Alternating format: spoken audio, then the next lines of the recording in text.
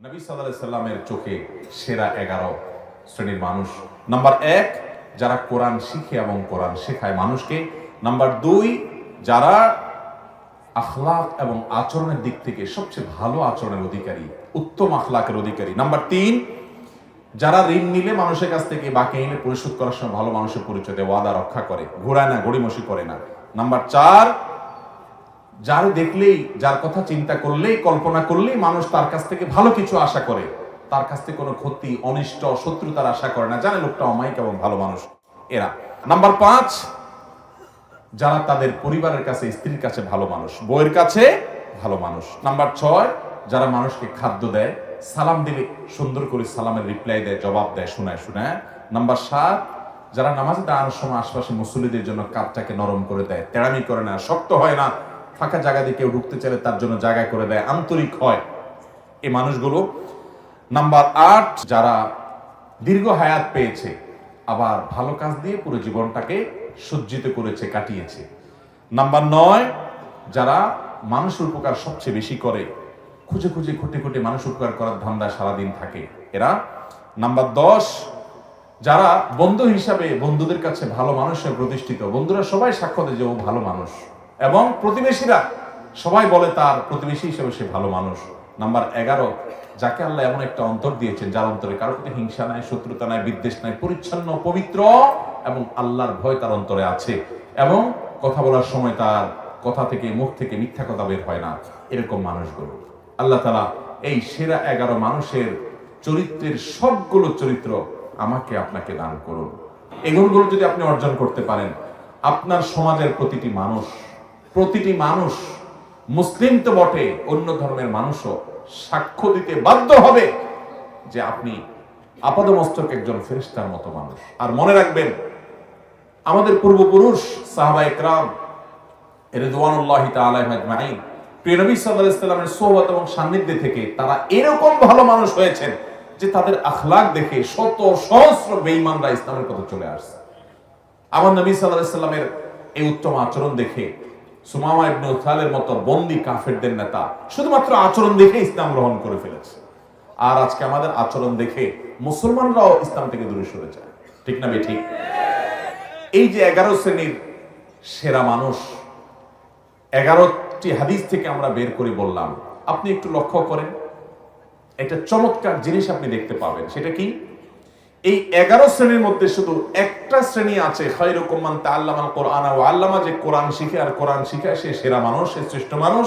এছাড়া বাকি 10 শ্রেণীর 10টা শ্রেণী হলো ইবাদত বন্দেগী সংশ্লিষ্ট না, আচরণ সংশ্লিষ্ট, আখলাক সংশ্লিষ্ট, মানুষের উপকার সংশ্লিষ্ট।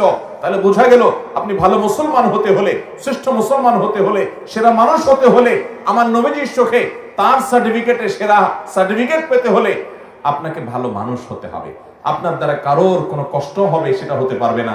আপনি কাউকে আঘাত করবেন না, কারোর ক্ষতি করবেন না, মানুষের উপকার করবেন, উত্তম আখলাক থাকবে, আপনি সবার হক আদায় করবেন, আপনি সব সময় সব ক্ষেত্রে এজ এ মানুষ ভালো হওয়ার চেষ্টা করবেন। আপনি শুধুমাত্র লেবাস পোশাকে মুসলমান হলেন, ইবাদত বন্দেগীতে মুসলমান হলেন, আপনি 2 নাম্বারই করেন, মানুষের হক মেরে খান, সুদের কারবার করেন, ঘুষের কারবার করেন, চান্স পাইলে চিটারি করেন, 2 নাম্বারই ব্যবসা করেন, আপনি মানুষের সাথে মিথ্যা বলা দলে প্রতারণা করে আপনি ব্যবসা করেন, সেখান থেকে পয়সা কামাই করেন, আপনি প্রতিবেশীর হক নষ্ট করেন, মানুষের সাথে আপনার বনে না, মানুষের সাথে ঝগড়া ফাসাদ করেন, মুখ খারাপ করেন, গালিগালাজ করেন, বউয়ের সাথে, প্রতিবেশীর সাথে, কলিগের সাথে, আশপাশের লোকদের সাথে, মুসলমানের সাথে, পথচারীর সাথে যান, সব জায়গায় আপনি খারাপ মানুষের চরিত্র ধারণ করেন। অথচ আপনি মাশাআল্লাহ, আপনার মধ্যে ইসলামের অনেক ইতিবাচক দিক আছে, আপনি হয়তো অনেক জিকির আজকার তেলাওয়াত করেন, আপনি অনেক ভালো কাজও করেন। মনে রাখবেন, আপনি পরিপূর্ণ ভালো মানুষ হতে পারেন নাই। ভাইরা আমার, সেরা মানুষদের এই 11 শ্রেণীর সেরা মানুষদের পুরো তালিকার দিকে তাকান। নবী সাল্লাল্লাহু আলাইহি ওয়াসাল্লাম সেরা বলেছেন কাকে?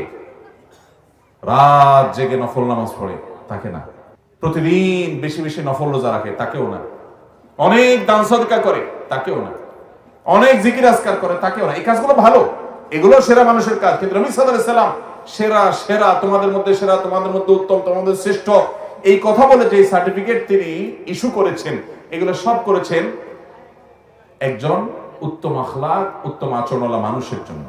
আজ মুসলমানদের মধ্যে সেটার অভাব সবচাইতে বেশি। ইবাদতেও আমাদের ত্রুটি আছে, তাওহীদে আকীদাতেও ত্রুটি আছে, যেটা জঘন্য ব্যাপার। আখলাক ভালো হয়েও কুলাবে না যদি ঈমানই নষ্ট হয়। কিন্তু দুঃখজনক যে আমাদের অনেকের ঈমান আকীদা যাও ঠিক আছে, কিন্তু আমাদের আখলাকটা সুন্দর নাই।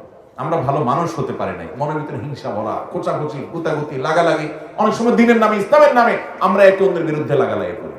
আছে না নাই? আল্লাহ তাআলা আমাকে আপনাকে সবাইকে এই সেরা মানুষদের সবগুলো গুণ অর্জন করার তৌফিক দান করুন।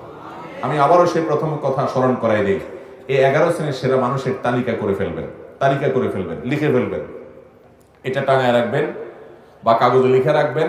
মাঝে মধ্যে একবার করে চোখ বুলাবেন যে এই গুণগুলোর কোনটা আমার মধ্যে আছে, কোনটা নাই। কোনটা আছে টিক দিবেন, আলহামদুলিল্লাহ এটা আছে। কোনটা নাই এটাকে টার্গেট বানাবেন, তাহলে আমাকে এটা অর্জন করতে হবে। শুরু করবেন পর থেকে। আবার অর্জন হয়ে গেছে, টিক দিয়ে দেন।